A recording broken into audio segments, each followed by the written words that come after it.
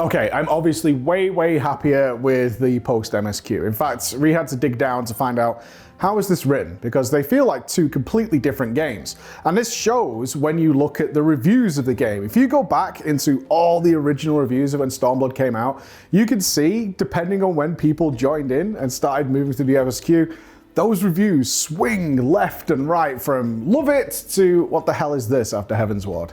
It's no secret that the MSQ was divided by two writers, and while they had an overarching theme, they then had to stitch the story back together after it was written to make it coherent. This goes a long way to explain some of the little oddities that pop up. Urianje's random intervention when they wrote themselves into a corner with an overpowered Fordola, and Batman Astinian being the ultimate MacGuffin to get them out of what should have been unwinnable scenarios. I sat down and I watched the interviews with the writers. They're all very nice to each other and stuff, but if I was a betting man, after the high bar that Heaven's Ward set, I would almost guarantee that when Stormblood came out and the reception was mediocre to good, the writing team sat down and knew they had to step up their game. And thankfully they did. Like, the Stormblood Post-MSQ is such a return to form. It's exactly in line with what you'd expect from a Realm Reborn, and especially Heaven's Ward. And one of the coolest things about it, and this is when they put out so many different storyline threads, is you don't exist in a bubble. There are so many games out there, and you guys have no doubt played them, where it feels as if your character has this bubble around them, and time only passes whenever your bubble intersects with those people. You walk out of a room, they come to a freeze, like immediately, and then they don't return to doing anything until you get back in the room again. That's something that was bothering me a little bit in early Stormblood. In the Post-MSQ though, even with so much happening, they keep reminding you these things are all happening concurrently. With or without your presence, things are moving forward. The start of the Post-MSQ is a really good idea. Alamigo has been freed, but they have nothing. They've been oppressed for well over decades, and now they need to rebuild their empire, but they have nothing. They've been left and stripped of every last morsel. So having an easy but yet convenient way of them gaining money, essentially, so they could start the rebuilding process was really good. But it wasn't done just to get that out of the way.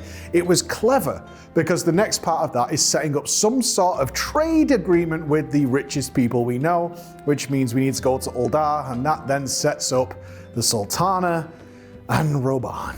Now, I can't have been the only one who all the way through the Stormblood MSQ was thinking, what exactly is Roban going to do when this is all over? He loves his people, he adores them, but he owes so much to the Sultana. More than many of you probably know. If you weren't aware, they have written several side stories to go along with the main characters of each and every expansion, including A Realm Reborn. And I really suggest you go and read the Sultana's 7, because it adds so much weight to what happens between these two characters. As the days went by, the weight of responsibility and uncertainty began to tell. Nanamo's nights were sleepless.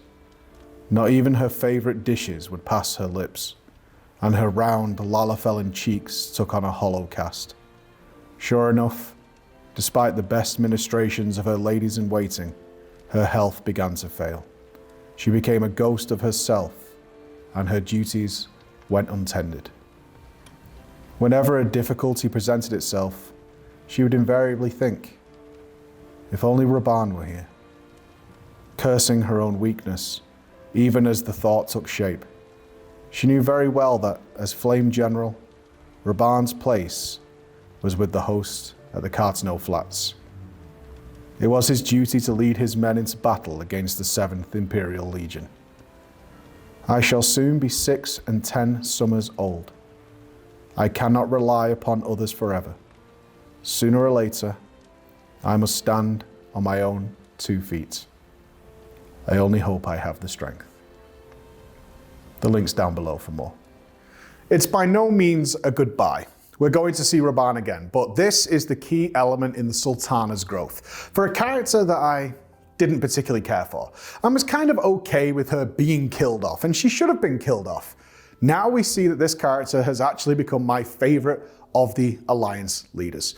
Her strength has grown from her being a teenager thrust into this position to dealing with all the situations around the calamity and everything else, has now made her someone who your emotions directly tie to. You care about this character because she's developed so much strength. And all this dealing with Roban and saying goodbye and knowing this is the right choice and I now need to stand on my own 2 feet. Everything about that encapsulates exactly why Nanamo is the number one. Sorry, Milwib. Sorry. What trust can there be between us when you withhold the truth from me? For years and years, we have trusted one another. Yet now you refuse to confess your heart's desire? Nanamo.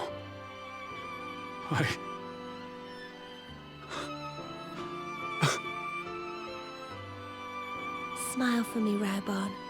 I would have this parting be a joyous one.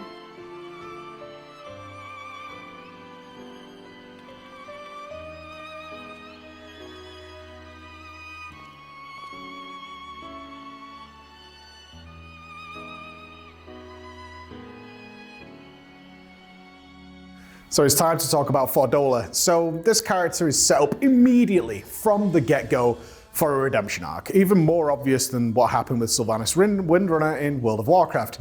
It was obvious, and honestly I spent most of my time with Fordola wondering how they were going to do it, rather than if it was going to happen. I expected something really cliche. It was so obvious, and everything in the initial Stormblood story is so in line with any typical fantasy story that I was just kind of like, are we just going to do something where she flips to our side, especially after she's given the order to murder her own people by firing the cannons, and then she'll come to our rescue and we'll just conveniently forget all about the atrocities and the horrors that she has caused in her rise to gain notoriety with the Empire. Well, I wasn't wrong. But, as always, it's not about the story. There's a reason these stories are retold over and over again, but with different twists. It's how it's done that is just so important to telling that story. The duty involved as the turning point in her redemption was the absolute best solo duty encounter that I have experienced in FF14 to date. It was engaging, it was dramatic, it was involved, you felt as though you could fail. It had grand moments and real moments of feeling pressured so you would do well. Fordola's intervention at the behest of Lyse was not surprising, but after the duty, it came as a joy to have that saviour come in. And more importantly, the aftermath. Instead of the blatant acceptance of demon turned angel, the people accept what she did, but absolutely do not forgive, and won't for a very long time. I was actually genuinely happy when they sidelined that character. It'll take a long time to allow that trust to build, and they didn't force it on us and just accept she's back and she's part of the team.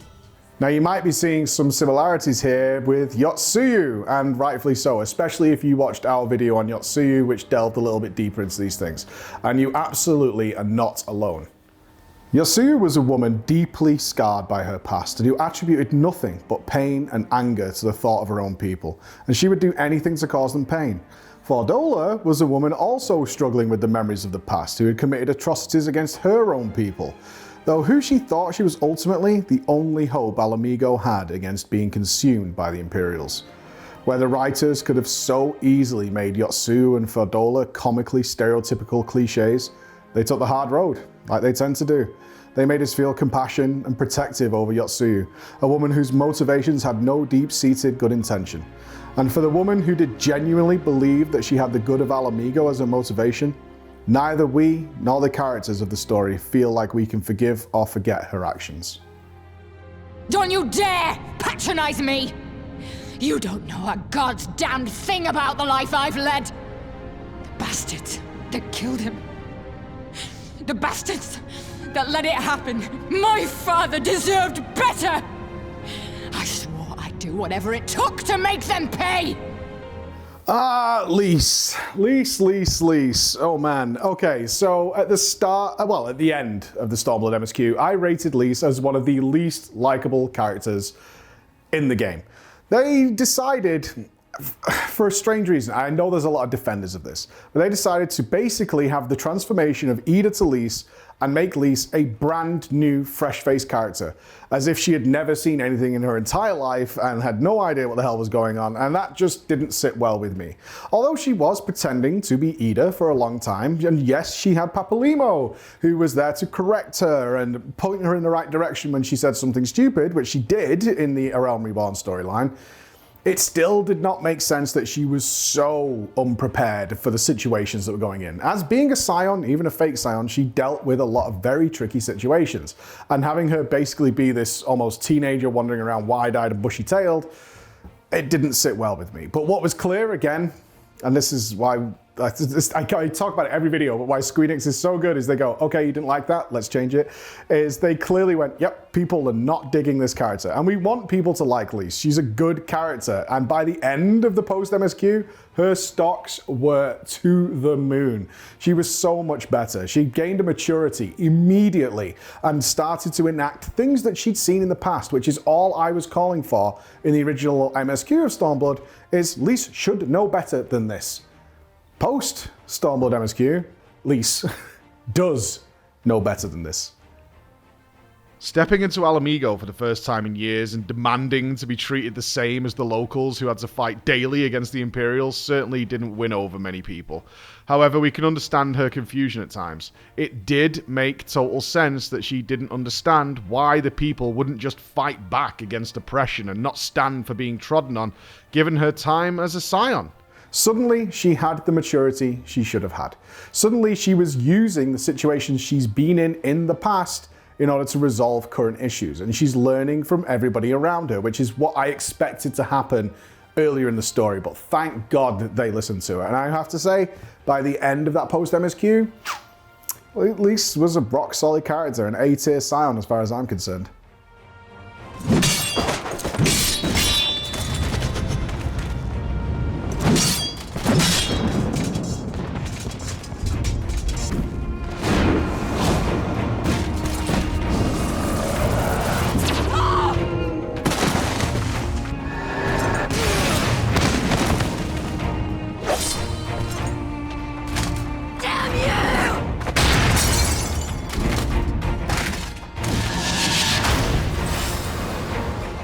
We have to move on to the main focal point, don't we?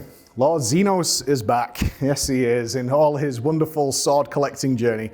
I was torn on this. As I said in Stormblood, I liked Zenos. I really like the setup. I know, and now I know especially, a lot of people don't like the Zenos character. I did. His motives were different. He wasn't just on a quest for more power, more territory. He had all those things, and basically he just used people and the minions and slaves under him as tools in order to get what he really wanted, which was to hunt his prey, his bestest friend, the one who brings him joy, the warrior of light. But his ending was garbage, absolute garbage. I hated every second of it. A little wimpy fight in a dungeon, runs off to be Shinryu, and I was like, and then they have a sing-song afterwards. I was like, garbage. But his return spells many questions. So we go to his coffin and we do the diggy hole, and yeah, there's definitely Ascian involvement, of which we know he's got some ties to that, but given his big supernatural strength, but we don't know exactly what's going on. Along the way, though, the Emperor became a much, much better character. Rather than being just the next Garlean big bad, the Emperor, you find out, is in this horrible scenario that you couldn't help but feel for him. On the one hand, his dead son is in front of him. He's like potentially possessed. He's got all these powers. Is it him? Is it not? And on the other hand, you've got his grandfather, also dead, who is puppeteering him and making him do things that he potentially doesn't want to do. He's trying to do what he has been raised to do, which is lead the Garlean Empire and spread its wings to bring peace to all nations. Yet, he's got his old granddaddy making sure the Black Rose is all ready so we can gas everybody and do all those things. But it made him a much more empathetic character. Plus, we mixed in with that parlay scene. Now, the parlay scene is very good. It demonstrates his wisdom, his knowledge, his quick-wittedness, and his imposing stature in front of all the Alliance. They did have to dumb down the Alliance leaders a little bit to make it as imposing as it was supposed to be, which is okay. I would have preferred some of the Alliance to have some more quick-witted responses for what he said that were a little bit obvious to say, but they didn't, but it was okay. It served its purpose in the distraction and making the Emperor feel like somebody you should be genuinely terrified of. So with Zenos back, I was unsure how to feel about this. I'm glad they're taking another run with the character. Let's put it that way. I'm glad they're having another go with it, because similar to the way with Yotsuyu, I was like, that character's kind of not really going anywhere, but then Yotsuyu turned into, please go and check our video, because it's really good. Now we're doing this. And we got a redo of basically what it should have been. The Gimlet Dark, wow, just wow, the war zone, the actual war zone that you're presented in the Gimlet Dark is just so good. And including the final showdown with Zenos, which was so much better than them slow, plodding, stupid things we got in the Stormblood MSQ. He felt terrifying, he felt imposing, and we haven't wrapped this up, as you well know, and I'm more than happy to see this character get another turn at bat, because if Yotsuyu proved anything, another turn at bat can actually pay off wonders, and the same with the Sultana. With no gift for sorcery, we Garleans must look to Magitech to even the odds. If it spares the needless deaths of our soldiers and serves the cause of this empire, there is no method I would not employ. How very noble of you. Well, I shall leave you to your own devices. Go forth and bloody the land with your grand and glorious war.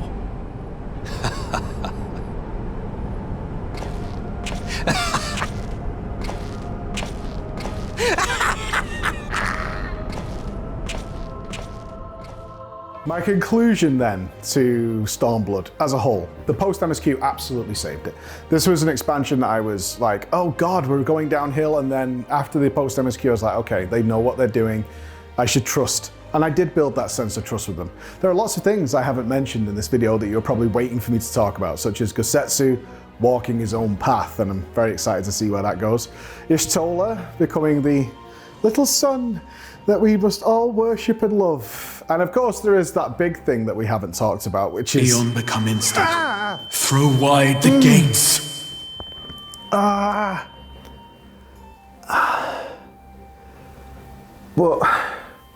you have done much, viewer. And now it's time for you to rest. Thank you for watching.